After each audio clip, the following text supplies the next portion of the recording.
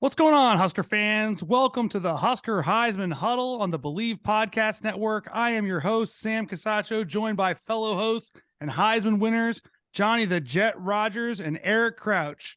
And our special guest today is none other than Nebraska and college football legend, touchdown Tommie Frazier. All right. Thanks for coming, Tommie. You're welcome. And you notice I changed my tag to touchdown Tommy just for you guys. I like it. I like it.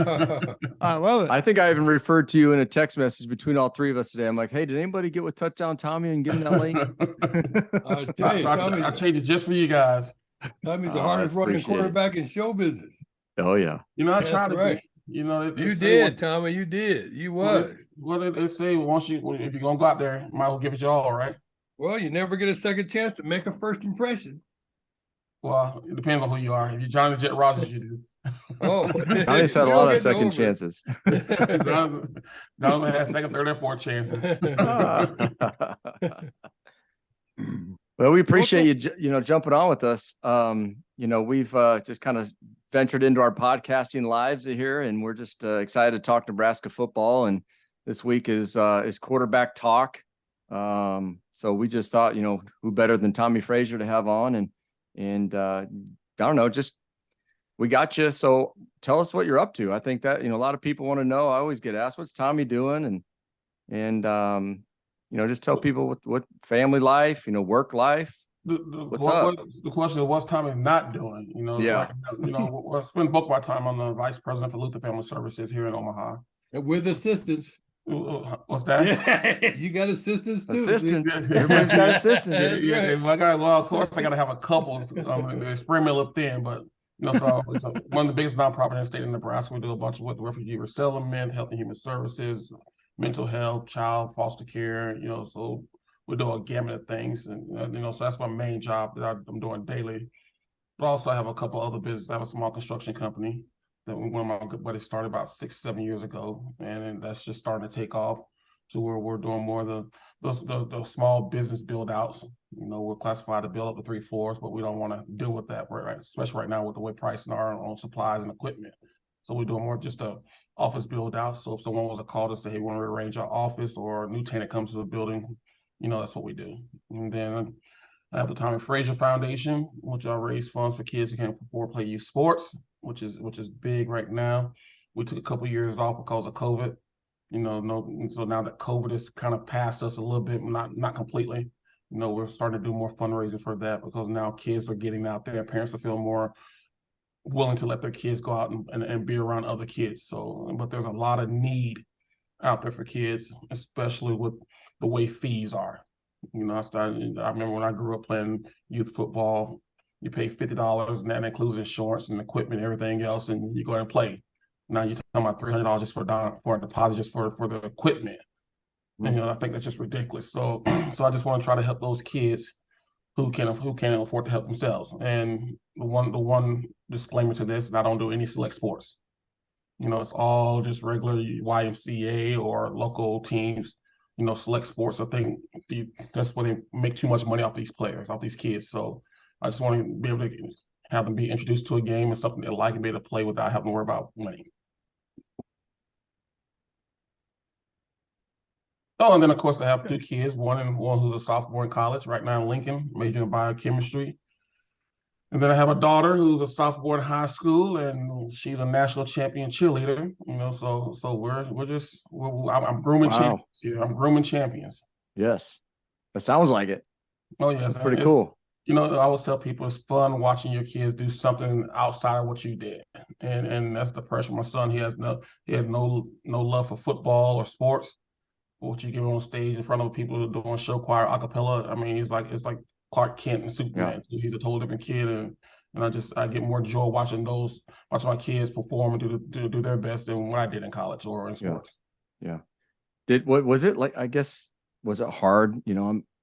We both have sons, so I mean, Johnny, we playing ball, and all of a sudden it's like everyone. So, are you fast like your dad? Are you going to win a Heisman? Are you going to win a championship? Are you a quarterback? You get, there's all these. Right. How'd you deal with that? The one thing I tried to do with my son was I tried to let him pick what he wanted to do. Yeah. You know, you have a lot of former players who say, no, you're going to play football, you're going to do this, you're going to do that. You know, I introduced the sports to my kids, to my son, and let him figure it out for himself. He played football and realized that, hey, football is not where I want to be. But then he gravitated to baseball, and he's actually a pretty good baseball player. And I think he went to the first meeting in high school, the freshman meeting in high school, and realized the kids, and believe it or not, just some of the things that kids were saying about why they want to join the baseball team. He just didn't feel comfortable with that. And so throughout his schooling, he was always intrigued with show choir and the school plays and choir. So he adapted to that and joined the show choir at Millard West, and then it just flourished from there. So now he's my academic child. You know, so he's more the straight A student, major in biochemistry, and he still does a show choir and join the acapella group. So I mean, I let my kids choose their own path, and I just support them in the way I can. Can you sing? Where did he get his singing? Where did he get his vocals from? well, of course, me. But you know what they say: the older you get, if you don't train your vocals, then you can't sing anymore. So sometimes you just got to give it up. So I pass it on to him. Well, this can be your debut, man. You can start singing right now. No.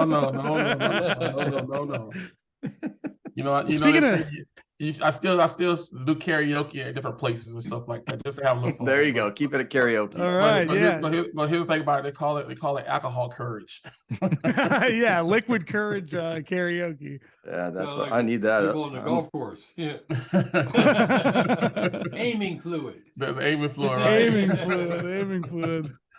But Well, Tommy, do you see a difference in attitudes? Your kids are academics, but what's the difference between an academic focus and a sports focus? I mean, in my mind, you just use the same type of focus for a different thing, but you have to have that same type of intestinal fortitude that you have on the field, that drive that you have, whether it's in sports or it's in business and academics, education. It's a mindset. Yeah, it's a mindset. You have to work at it. You know, I always tell people that, you know, sports just didn't come easy to me. It doesn't come easy to people. You actually work at it. And the same thing with academics. You know, you have to work at it. You have to go out and put in the time and the effort to be one of those smart people, to be a professional in what you want to do. You know, if you look at any business person, and I always tell people, you're going to fail at something. You're always going to fail, but what are you going to do to make sure it doesn't happen again? And people that fail are the ones I like learning from, because they're the ones that didn't give up. You can't learn much from success. And I know people always say, "Oh, I want to be successful," but if you do something right the first time, then what have you learned? You know, so I learn more from my failures. I learn more from anything, failing in anything. And so I try to teach my kids that no matter what you do, you give it your all and never give up. You know, because eventually it's going to click and something's going to happen. Well, you got to fail fast. The whole we all fail. Yeah, we're going to don't get another fail, but the key is to fail fast. Don't be afraid to try to fail fast, because the faster you fail, the faster you get on track. You know what they say: get knocked out 7 times, get up 8. You know, you got to keep going. It's Edison. How many times did he fail with the light bulb before he got it right?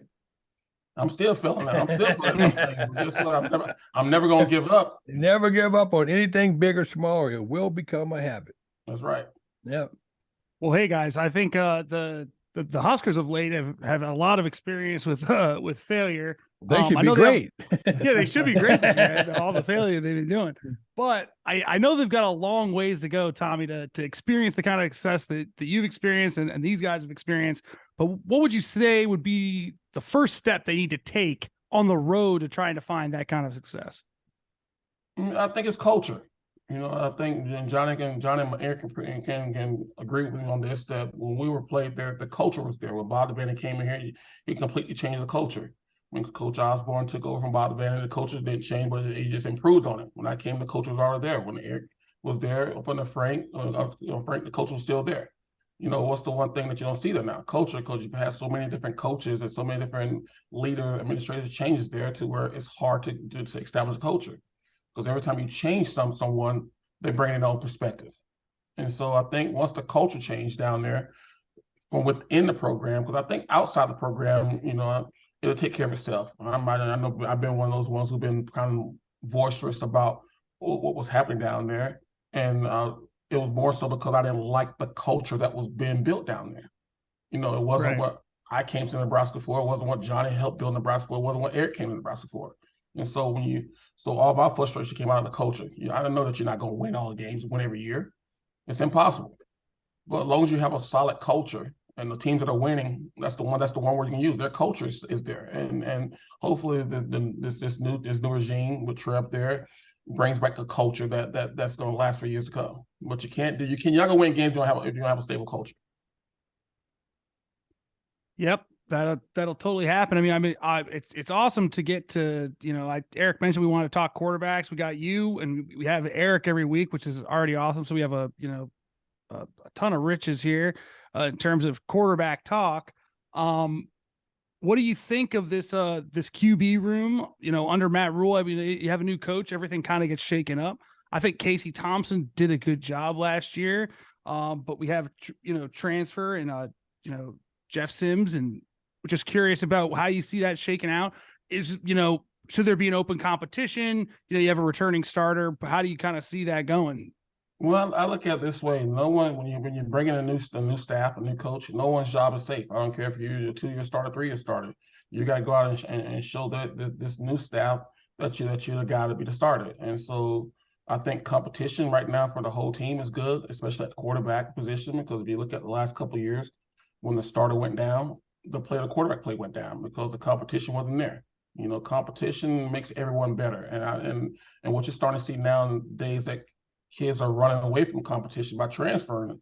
I'm like Johnny always say, to beat the man, you got to beat the man, right, Johnny? That's right. And so if you're afraid to be the compete, best. if you're afraid to compete, then why are you playing the game? Why are you playing sports? Period. So I like that there's more competition there. I think it was 6 scholarship quarterbacks in that room now. That's a good thing. Now you're gonna lose some of them at the spring ball, knowing they're gonna see the writing on the wall. Well, if the top 3 quarterbacks there are there competing and competing at a high level, then good things should happen. I always like to tell people all the time that, John Dutton and Monty Johnson. Yep. They both were all pro and in NFL, played for years and years, went high. They both played second team on our team. Right. They didn't start, but whenever our first team went down or came over to the sideline, we didn't miss anything, because they came in with the same standards that we just left. But guys got to be willing to play for the team, not just for themselves. And those guys you're talking about that are leaving, if they don't get to start, they want to leave. Yeah, it's a bad thing now for college football, I think. It's just college sports, period, to where quitting has become, and people say they're not quitting, but they're just looking for a better opportunity. No, you're quitting on a team that give you opportunity, right? Because you didn't get your way. Well, and plus, I think one of the most important things on a team is that every player knows that the best players are playing. Because if you know that a guy is better than you, you really shouldn't really have a problem with him starting ahead of you. It's just when you play favorites and you put a guy who's not qualified ahead of another guy for whatever the reason might be. But when the best players play, then you really got a good chance to make the second team know they're going to get in, but they don't feel slighted because they really realize everybody, they know who's who. They know who's better than what. And that's why I brought in the word culture. Because I know for a fact that a lot of times the best players weren't playing in the last 15 years down there.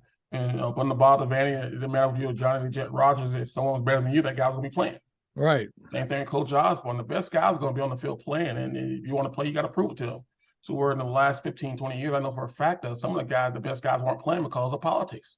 And that's why Nebraska is where they are now. You go back and look at, do you really think that Lawrence Phillips and Amon Green and Damon Bennett and Clinton Childs, all those guys weren't capable of playing? But the culture there was that, hey, the best guy going to play, and they saw it every day in practice. So I just think it's one of those deals to where if the culture's there and you're preaching it that the best guy's going to play and you live by your word, then I don't think you're going to see it. I don't think you'll see many people leaving. Because then you're going to win. Then you will win. Winning cures everything. A winning team. Winning isn't everything, though, Tommy. No, it's not. At Nebraska, we do rate it right up there with oxygen. It's pretty darn important. That's right.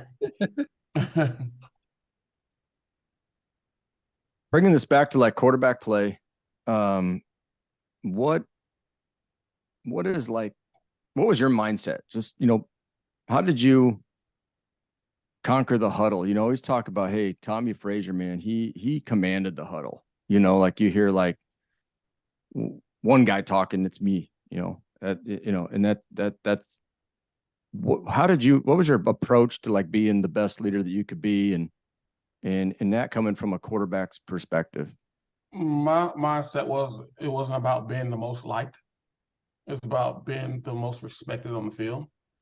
But by me doing that, I had to go out there and prove to them that I'm going to give 100% on this field. And I expect for you to do the same thing. And if you're not, then I'm going to have coaches put someone else in here to get the job done. And when you're a leader out there, everyone thinks that everyone needs to like you. No, that's a falsehood. Because most people who are liked don't really get their full potential out of themselves, because now it's a popularity test. Me, I can care less if my teammates like me, but they're gonna respect what I do when I go on the field. And when I step in that huddle, hey, this is my huddle. I'm the coach out here. The coach Osborne gave me that reins, so let's pay attention, listen. And that's the way I've always done it, and it worked. I won championships in Little League, I won championships in high school, I won championships in college. So it's kind of one of those deals where if something's not broken, then don't fix it. Now I rubs people the wrong way, but that's fine. Yeah. I was good with that. Sometimes that's how you push people too. I mean, well, most people want to be told what to do. Yeah. Everybody doesn't want to be the leader.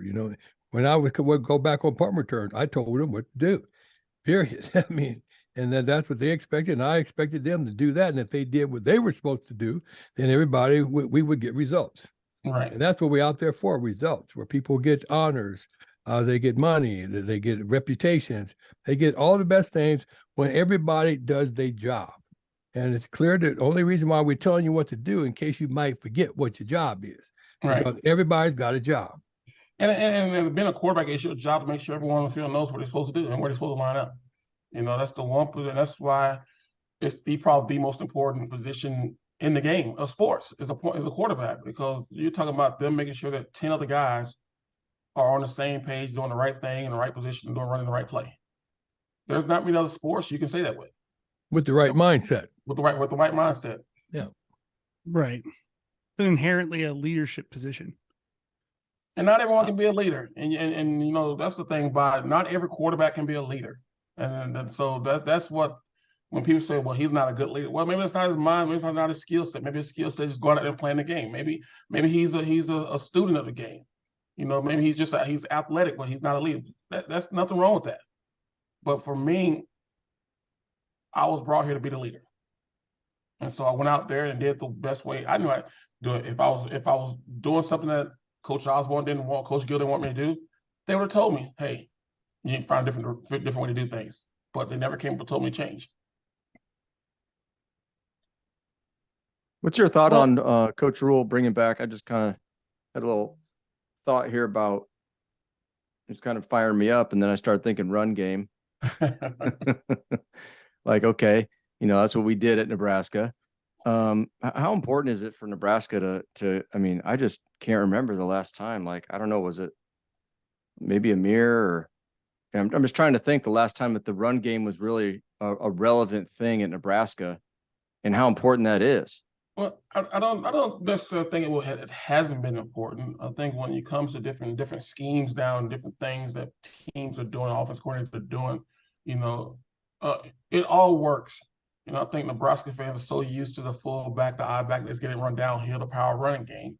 There's not very many teams that are running that style of offense anymore. Mm-hmm. And if you look at the team, and I go back to look at Alabama, look how much they've changed over the last 7 years, to where they're not just lined up and running down people's throat. They spread the ball out. So I just think it's a mindset to where if you have the right players and the right scheme, the run game can work. But I get what they're doing now. They're trying to make it easier for the quarterbacks, and which I laugh at that, because if you're the quarterback, that means you're supposed to be the smartest guy on the field. But I get that they're trying to control more from the sideline, trying to make it easy for the quarterback to see things. So I get the spread stuff. But I still see a lot of teams running for a lot of yards out of it.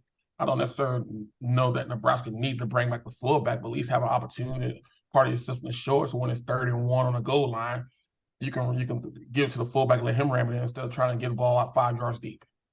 Mm-hmm. No, I think it's important. The run game is definitely the run game sport. Every team that's won the championships over the last few years had a pretty good running game. No, it wasn't they rushed for 200 yards a game, but they still had a threat. Well, then that means that we have to go that what's up front that counts. You got to have the lineman. That's right. You got to focus on. You got to focus on that line on offense to push the ball, and you got to focus on the defense to penetrate. Right. I mean, both sides, or else you're not going nowhere. And I don't think we've done that. Right, and that's the thing I tell people. Until Nebraska gets back to the dominant offensive line, and dominant defensive line, they're going to struggle. You can have all the talent on the perimeter that you want to, but if you can't get rid of the ball, you can't protect, you can't run the ball. Doesn't matter who you have at quarterback. And that's what you've seen here in the past. How many years to where Nebraska has some good quarterbacks, it has some good skill players, but they can't hold up because they're getting beat up because you can't protect them, or you can't sustain a run game. And on defense, you can't stop the run, and you can't get pressure on the quarterback with them. So I think Nebraska truly needs to focus on the front four and the front five. Yeah, Casey Thompson and Trey Palmer last year. You don't get a whole lot better than that. They were really good at their positions. Trey Palmer, some of the most yards of Nebraska receiver. And Anthony was good. He just couldn't. With the style of running, there's nowhere to go. He didn't have a place to go. So I mean, you really got the Nebraska really needs to focus, in my opinion, on the front five. Right, on offense and defense. Yeah, for 5 and 4. Yeah, yeah. We're used to controlling the line of scrimmage. What's up front that counts. We're used to controlling the line of scrimmage, and it's just been something that we've struggled with lately. I'm not sure, lately, like Tommie said before, all the ups and downs with the coaching staffs and all the switches, and it's hard to get something stable. With the strength and conditioning program. I mean, every time you bring a new coach, they bring in a guy. So one guy likes a leaner guy, one guy likes a bigger, stronger guy. So everything changes. So it all goes back to culture. And once the culture sticks down there, then everything else start falling into place. Because Nebraska have the resources to compete with anybody when it comes to scholarships, NIL money out there. Well, when you have what do you think of NIL? What's your take on that overall NIL thing and how it's hit the college? I don't like it when you have freshmen coming in making a ton of money. I understand it, but I'm more along the lines, make them earn it, make them prove themselves before you start paying them money. It's like in professional sports. You get a rookie contract, but you don't make your big money until you prove yourselves after your contract. Yeah. Maybe pay the juniors and seniors, freshman, sophomore. Exactly. And it's Michael Jordan, I like him because my demeanor was kind of like him when it comes to being a leader and the way he played the game. But he made a statement years ago about when he became endorsement deals. And, he said when he went out and when he got his first endorsement deal, he had to earn it by the way he played it. Now they're giving endorsement deals and money to kids off potential, which means we hope they can do it, but we're not sure. Well, let's go back old school, make them earn it. Yeah, I think DeColdis Crawford kind of learned that last year. Like he came in, he had never set the field, been on the field as a Husker, made all that money with the HVAC ad. And then like things didn't really go right. He tried to enter the transfer portal and it was like, oh, there's not that much, there wasn't that many biters out there and interest in him because he hadn't done anything, but he had made a lot of money on that HVAC, made a lot of NIL money. So I think that's a good point, Tommie. But it's changing the game too, because look how many quarterbacks have left schools. They started last year, had good careers, and moved to other schools because I guarantee you they got more money at the new school. It's happening. It's changing. So I'm a firm believer. You don't pay, you give them a percentage of the money as far as living expenses, but if they don't finish out their career there, then they don't get it. They don't get all the money. There's a penalty for when you leave. That's why I look at it. But just giving all these young kids out of high school, freshmen who haven't really proved themselves, just that kind of money, is running the game. What have you heard? I mean, I've heard like $4 or $5 million, these quarterbacks, getting recruited, offers are huge right now. Georgia's paying, I don't know what some of these are. What have you heard? Some of have you heard that same like ballpark or more? I've heard one kid been offered $7 million. $7 million. $7 million. Hasn't played a down in college football. And he's a junior in high school. Wow. So it's stuff like that to where it's ruining the game. It truly is. And fine, if you want to give them NIL money, then make them pay the scholarships. That's what I said.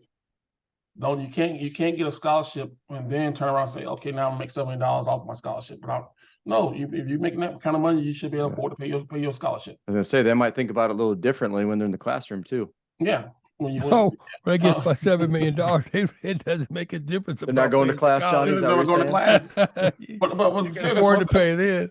But that's what happened because it was like, why didn't you go to class? I got all this money. All I got to do is play a couple of years, and hopefully I'm being in the NFL. If not, I've got $7 million I made.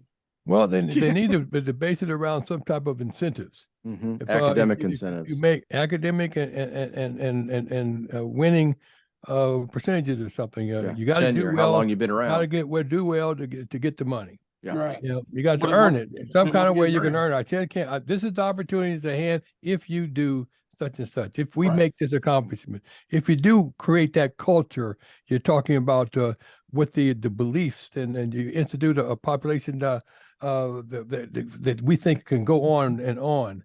Right. We can continuously win. Then you can earn. That's worth value. That's value for value. But if you give somebody something before time, you just mess them up.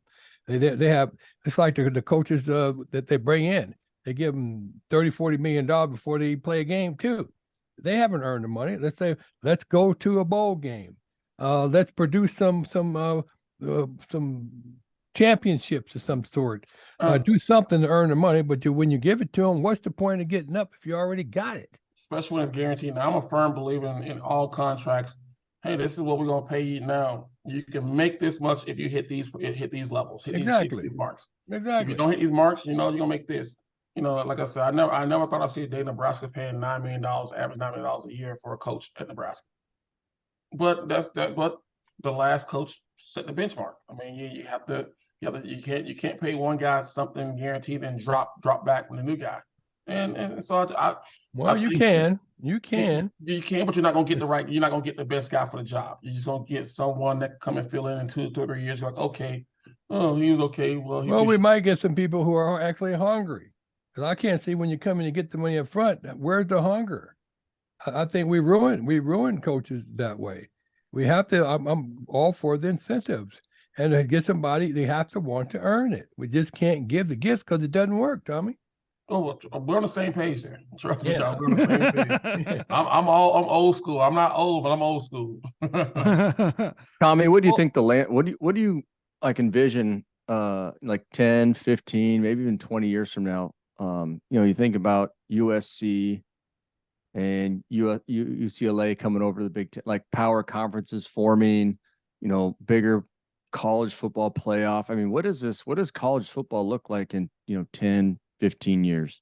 Yes, I think what you're going to see, you're going to have the top 4 conferences, the Big Ten, the Big 10, Big 12, Big 10, Big 10, Big 12, ACC, and the Big East. One of those conferences. We're going to have 4 major conferences that run everything.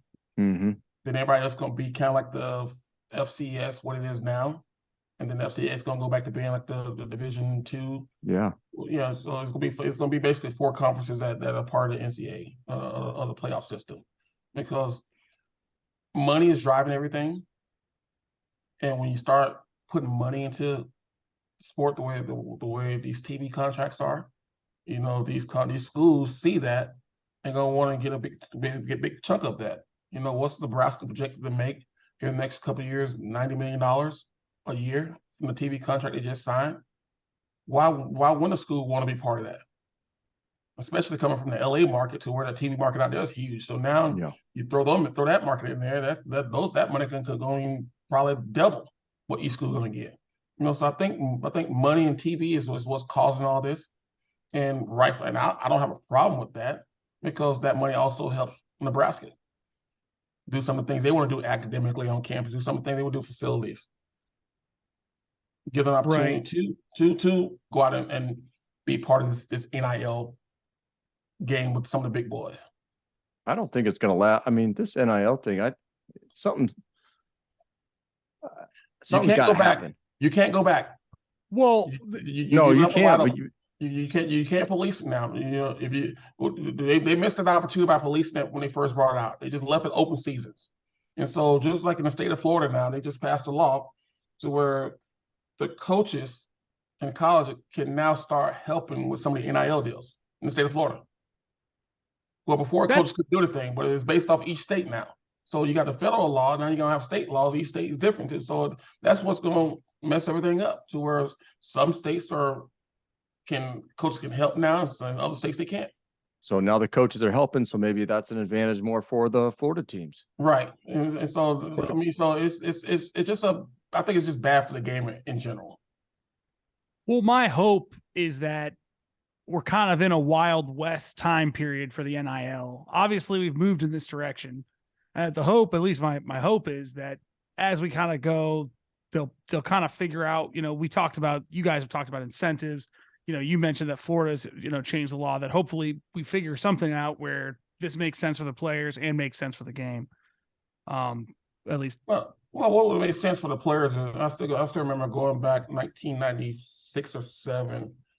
I was asked to go to the NCAA to talk about the college student and what can enhance their livelihood on campus and stuff like that. And I said back then, if you give each player an additional $1,500 a month on their scholarship check, that should suffice. That should work out for them. And, well, no, we can't pay players. We can't play players. Well, you guys are making billions of dollars off these athletes. You can pay scholarship athletes $1,500 more on the scholarship check. No, we can't do it. Then we can't do it. Now look where you are. Mm-hmm. Now you can't control what they wish they could have. They wish they would have took that one. Yes, yeah, and gradually increase it as the years go on. Now they can't control it now. So basically, NCAA, what can they oversee now? Cheating? How are they cheating? Illegal recruiting? How they're illegal recruiting? They just let them do it. So you're getting recruited now. Take yourself back to your 18-year-old self. You're getting recruited, maybe 17, 16-year-old self, and all of a sudden, like, you got your top schools or whatnot, and what's good? What is it going to be? What's going to be the deciding factor for you right now? Yeah, if you're with the NIL, the school didn't give me most money. I didn't grow up in a family where they had a lot of money. Right. I had 6 kids that lived in a 3-bedroom home, 1-bathroom home. So let's just say a school, you got Tom Osborne recruiting you. They're winning. Well, I don't think Nebraska was. I mean, they were winning 9 games a season when they were recruiting you. But all of a sudden you get a letter from a school that doesn't win. They're like, haven't won in years and years and years, but here comes the check. You take the check and you kind of go, well, man, I may not win a game, but I'm going to get paid. So I'm telling you right now, it's all about getting your family out of poverty. Yeah. Well, when I came to Nebraska, they hadn't won since Jesus was a kid. but it was the possibility if I came, we were going to win, and we did. Right. And I think clearly, if the decisions they're making now are 4 years prior to the ones they've always been making before they could go to the pros. But if we don't give that money to the young people coming up and find managers to help them manage that money, then it's still going to go back to the owners or to the schools, and they're not getting nothing. So I would rather them figure out ways to work it out, because play for no play is still slavery. You got if you playing out there and you're generating all that money, whether you're a freshman in college or whether you're a senior, it's just too much money out there that other people are making for the people who are generating the money are not getting. Right. So give them as much as you can possibly get them, but we got to get somebody to manage the money and defer it. You put it in annuity contracts where you get so many for the next 20, 30, 40 years or something. But somebody got to manage their money for them, because that's all the problem is that a management of money. How you get it, but you don't want to just keep giving it back to the universities or giving it back to the owners of the professional teams. And that's where I was heading earlier when I said, put it in some type of account and they finish it out, then they get that money. Then once they're done, and invest in something for them. Don't just give them to them all up front right away. Now, everybody's situation is different. That a lot of these kids that are coming from the inner city of New York or the inner city of Miami, to where they need that money to help their parents pay bills or something like that. A portion of it, but the type of money, that's just a portion of it. But you don't need to give them all of it right up front. But I mean, I couldn't imagine like $7 million, and I don't even know if that's just for the year, for their career or whatnot, but like, what would be like career? What, I mean, 7 million, you're like, okay, how bad do you really want to go play in the NFL? You know? Well, funny you mentioned that thing. And I know we get off topic, we're gonna get back to Nebraska football, but look at what the female basketball player from LSU said. She's like, "Why would I go to WNBA right now? I make more money in college than I would in the WNBA." You know, so when you fine, and that's her right. But when you hit college players starting talking like that, you know, it tells you something. Yeah, but our goal that's happening in life, football too. Our goal in life always is not really to get awards, just to be self-sufficient. So if you get self-sufficient in high school, that's fine. If you get self-sufficient in college, that's fine. Or if you hit it in the pros, that's fine. Wherever you hit that mark, it's fine. So you don't have to go. You could go do other things and develop other parts of yourself if you get the financial part developed early. Right. You have choices. You have options. You have access to different things, which are all, in my mind, good. You know, if you get it, if it's 13, if you can deal with it, you get it, and you give you more options going on until your 20s. But if you're earning it, you got to earn it. I just don't. You can't get it for nothing. And that's what it goes back to. You got to earn it, B. I don't care who you are. Yeah, if you got to earn it, as long as you earn the money, get an opportunity to earn it, that's fine. I just don't want to be earning you money and you get the money and I don't. And that's what happened when we all were playing. Right. They got the money and we didn't at all. Right. We got the $1,500 check or something, whatever they were giving. And then somebody bought us a dinner and we got suspended for a week. I ate a sandwich and got suspended a year. Yeah, so I mean, it's crazy. That's right, because that was NCAA. You know what they call that, right? No cash at all. There's got to be another. I was worried that was going to be a lot worse. Yeah, they have nothing. No cash at all. Oh my gosh! He's got you hope that there's a middle ground there. You hope that they find a middle ground to bring it back to Nebraska football for a minute here. Change gears. I would be remiss, Tommie, if I didn't ask you one question about the '95 team. You know, we talked about the team in the last 10 or 15 years. You know, they've struggled to show up. They haven't dominated up front. That '95 team was one of the best teams in college football history. Mm-hmm. They didn't just show up every week. They dominated every week. You know, beat 4 teams at the end of the year in the top 10 by 3 touchdowns. Right. Now, that's what people remember about that team. But that was kind of in my beginning of me watching Husker football. And I was watching an old broadcast of that national title game. And I remembered that people forget that coming out of that 94 season, that there was actually some controversy and some bad press surrounding Nebraska and Osborne at that time due to like the Lawrence Phillips controversy and suspension. And I've always wondered if that kind of negativity nationally surrounding the team, you know, kind of, you know, had an impact on you guys or brought you guys together as a team, kind of put a chip on your shoulder to propel you to the kind of success that you had to win that kind of way every week. Well, I think 95 was just one of those where everything fell into place. But what people don't realize is that 95 team, we had 4 new starting offensive linemen. Think of it. And we rushed the ball for more yards. We gave them 0 sacks. We scored more points. You know, but that goes to the culture that was there. That those guys played a lot the first championship year. You know, I think with every program when you become successful, there's always gonna be people in the media or outside gonna try to tear you down. But we truly were brothers from day one. We stepped on. I mean, it goes all the way back to my recruiting class. When it goes back to Dwayne '92 recruiting class and '91 recruiting class, that's where you start seeing the culture change to where we're brothers. And it just built up over years, and so when you bring a recruiting class that gel and fit in together, there's nothing that can tear you down, and that we truly will feel like we're brothers. That, you know, brothers fight, brothers get in trouble. Do you throw them by the wayside, or you say, hey, we got you? You still our brother, gonna pull you with us. And those teams, that's what it was in '95. Even with the whole Lawrence Phillips incident, you know, you still got to also understand there was a Christian Peters incident, there's a Tyron Williams incident, there's a Reggie Ball incident, to where we didn't let that. And then you talk about '94 coming back from blood clots. and then competing with Brooke for the starting job in '95.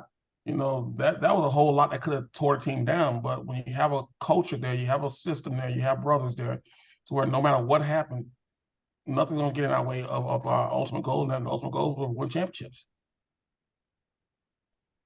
Yeah, you talked about culture. Like, I think you kind of just summed it up. Like, you gave us a real window into the kind of culture that it takes to dominate the way that you guys did. And I think that's the way that these teams kind of need to proceed. They need to be brothers like that in order to. A lot of teams couldn't have handled what we went through those 3 years. I don't care. They could say they could have not, but they couldn't have went through that adversity that we went through and still stay focused on the football field, still stay focused in the classroom, and become successful. Absolutely. When I always tell people, when you take probably the best running back, the best player I ever played with off the field, and you don't miss a beat because the second string, third string, you get people that realize Ahman Green was the 5th running back as a true freshman. Think about that. And by the 4th or 5th game of the year, he was starting. Wow. But people forget that. You still had Damon Benning was there. You still just Clinton Childs was next up. You still have Marvin Sims, Jason Sims that was there. Then it was Ahman.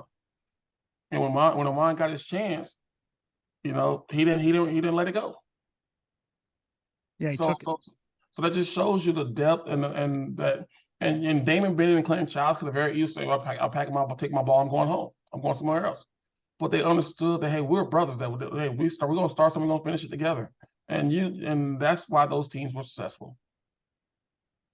Well, they believed that they were in the right place behind those guys, and that's it. And winning was more important than who was starting. And that's that. And you can ask those guys; they'll tell you I care less what I got 5 carries. I care less if I got 20 carries. Hey, when I got my carries, I'll make the most of it. Absolutely. Well, I got one more question for you.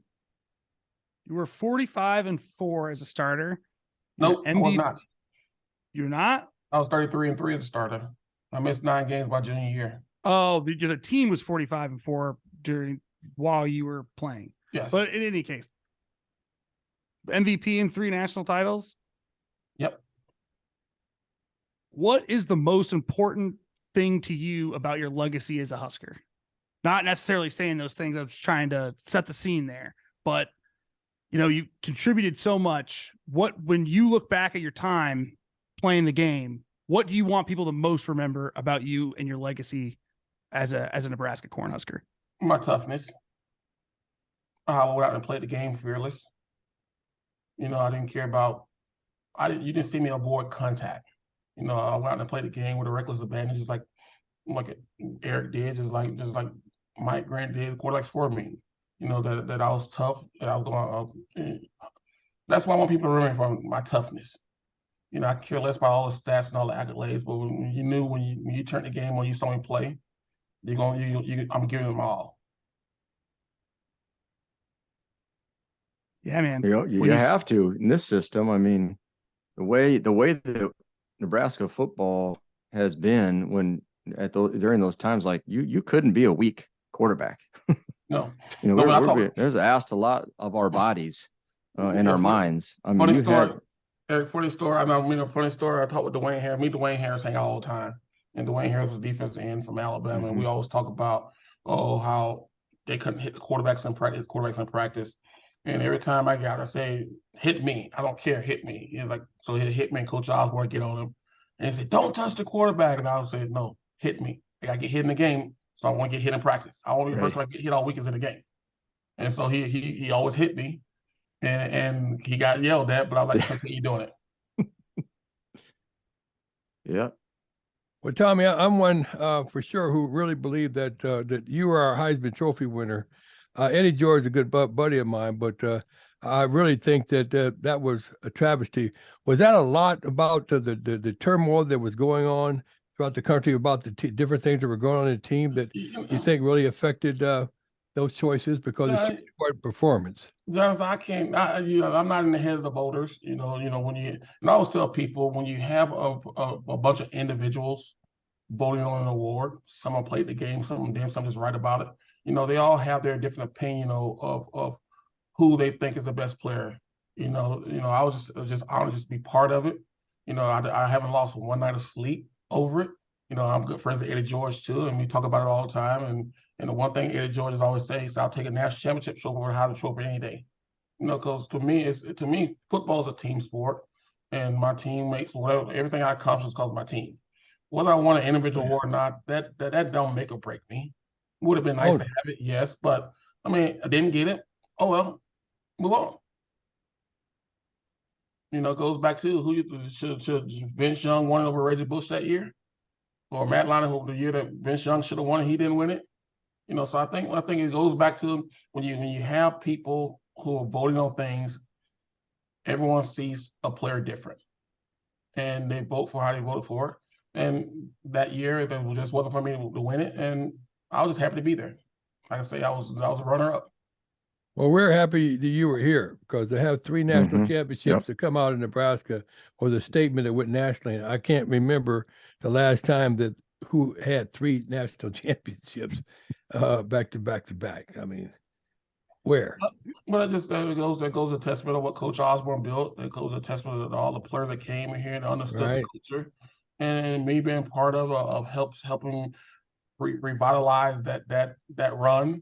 That feels good to me. But there was a lot of other players besides me that had a bigger imprint on the game than me individually. Have you ever thought about coaching? I did coach. I coached for 4 years at Baylor University under Kevin Steele. And then I did coached a couple years at Doane College. And then, then I started having kids. They're young kids. And a coach at Baylor always told me when my son was born, my son was 2 weeks old when I left Baylor. And he said, "Tommie, you're young enough to get out of college, get out of coaching, enjoy your kids. And then once they get out, start their life, then you can get back in coaching." And, he was right. I'll be 49 this year. And to me, I know I don't look 49, but I'll be 49 this year. My body feels great. My mind, I still understand the game of football. So who knows? I have had calls every year from different people in the coaching industry ask me if I'd be interested in this job or that job. But right now, it has to be the right timing for me. And right now, it's just not. All right. Well, thank you. Tommie, well, we're right on time here. Yeah, there's nobody tougher than touchdown Tommie Frazier. And I appreciate you guys appreciate you guys having me. And anytime you guys want me on, both of you got my numbers. Give me a call. Let me know. Absolutely. All right, buddy. Thank you so much, You're Tommie. welcome anytime. We're all family, Tommie. I appreciate you guys. John, I'll see you at the beach soon. John, I'll see you tomorrow. I'll see you Wednesday night, Johnny. Okay. Don't tell Eric. Beach. Well, Eric just gonna buy his own beach. You do or you don't want me there now? Oh, I want you there. It's invite only, right, Tommie? That's right. Invite only. Well, Tommie's a great one, without a doubt. He makes his history. When you say history, you talk about his story. He's got a heck of a story. Absolutely. I mean, he had to work for it too. The toughness, the only way to get everything, man. That's the only way to get was it. given. Something. No. Yep. And like I said, the other players don't do like you say. They do like they see you doing. And he was a leadership in the huddle and off the field as well. So I'm really glad and proud that Tommie and yourself, Eric, came along to Nebraska, because without those type of leaderships for others to come around to see, we wouldn't be where we are. And at least right now we have had a culture to go by where other players can come to be and develop themselves just like we did. We did it, they could do it. Absolutely. Well, it's obviously always a pleasure to talk to all you guys. It's just to talk Nebraska football with the best guys to do it. We talked a little bit of quarterbacks with Tommie, but I'm curious about, as always, Eric, what your take is on the guys in the room. Oh, I mean, it's still early. I don't hold a lot of weight on spring, but they all look, I guess being at practice, you look at, they're all looked the part, man. They're good size. They can run, they can throw. It's just going to it's going to come to, I don't know that this thing's going to get worked out in spring or in the fall. Where this is going to get worked out, in my opinion, is during the season. I think you'll see multiple quarterbacks this first part of the year. I think they're going to have to go with whoever can win football games and whoever can make plays and put their team in the best position and show that they can lead and stay healthy. You start to learn a lot about somebody during the game. I've seen a lot of guys at practice and they do a great job, but then they're just not the same in the game. And I think that's kind of why I think it'll get worked out as the season goes on. I Well- think they all look great. You know, I don't watch. I've been to one practice, so I mean, I can't tell you, you know, a lot of their traits, you know, because I haven't seen them repetitively. But you know, you hear good things about them all, and I think, you know, Casey getting healthy, and he'll be hard to beat out just because he's got the experience right now. But you know, they're bringing guys in because they just got to win. Well, the interesting thing is, and I think it's a good point that you make talking about spring ball, because it's good. I think it'll be impossible to work out during spring ball because Casey is the returning starter, not really playing. So the competition hasn't even really begun. It's really about kind of guys like, you know, Jeff Sims getting his feet wet, coming here from Georgia Tech, and he's a different kind of quarterback than Casey, right? He's coming in with a guy who can use his legs. He's got a great arm. He hasn't been the most, certainly not as accurate as a guy like Casey, and the way we saw Casey play last year. But a lot of people have pointed out that he, you know, didn't have the same kind of weapons that we even have here at Nebraska or at some of the other schools. So we don't, you know how that'll shape out. But it's going to be interesting to see a guy like him. You know, when a new coach comes in, it kind of shakes everything up. Everybody who may have been buried before gets a chance. I know we got to see a lot of Chubba Purdy last year with Whipple as the offensive coordinator, kind of brought him in. But I'm hearing, you know, people are hearing things now about Rule like in Harburg and different things. And that's going to be the interesting part of spring is you got the guy that's kind of the returning starter sitting out, and the other guys are kind of working against each other, and it's gonna shake out. It's gonna be an interesting time. Do you have any thoughts about that, Johnny? Do you see anybody down at practice? Well, yeah, they all look pretty good to me too. They all got something really going. You know, like Harburg, it's the sophomore, looking for the future. He's got a good deal going, and he's a smart guy in school. He's got a lot of high school awards that he's going into, and he was into track, so he's fast.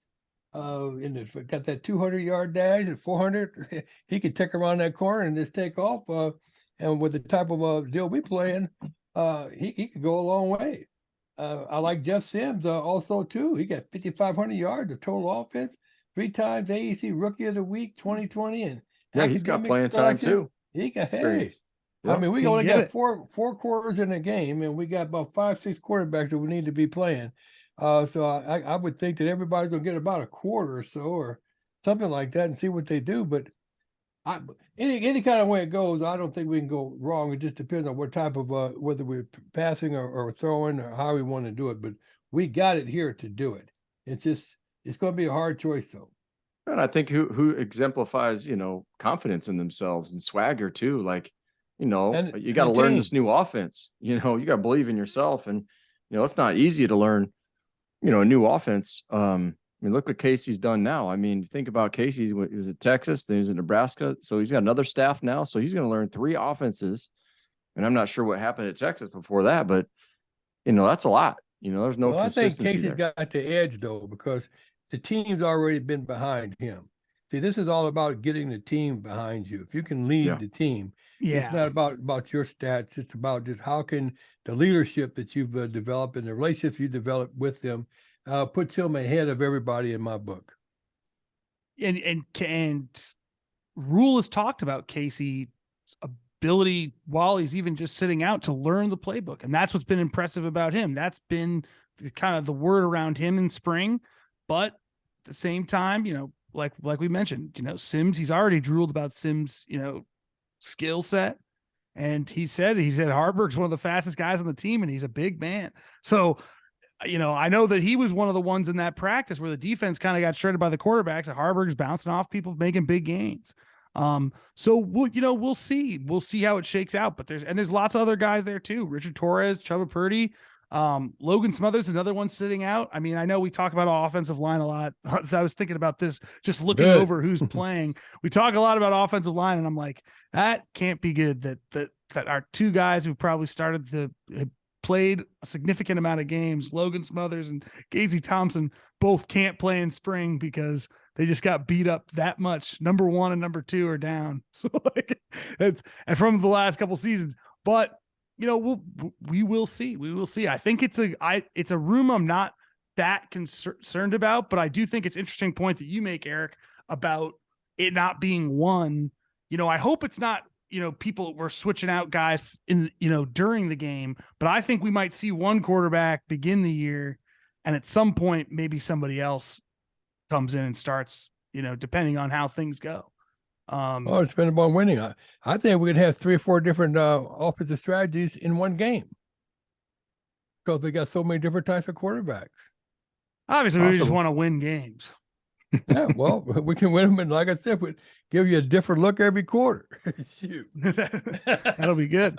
Yeah, that'll keep you on your feet. Huh? Well, if one guy's got a little better, ability to run, they're probably going to run him a little bit more. It just makes complete sense to do something like that. If like Casey can throw it a little bit better, maybe, you're going to see him throw a little bit more, and use the running back and running game. So I don't know. I just, jury's out for me. No, it's always the element of surprise. But I do think it's got to be obviously a wide open competition. I hope that they haven't told anybody that they're gonna get to take I it. Can't believe they can. Definitely not. I they don't have anybody. They don't have any first, second, third strings, anything like that. Everybody's wide open. Nobody has a title to any type of position on the field at all. It's up for everybody to earn and to get. Well, I hope we'll get to talk about that next week when we preview the spring game and talk a little bit about how some of these guys are going to fit in with the wide receivers and what that'll look in Satterfield's offense. That's our show for this week. This episode presented to you by Bet Online. Tune in next week as we preview the spring game. And as always, go Big Red. Every day's game day, y'all. See you later, fellas.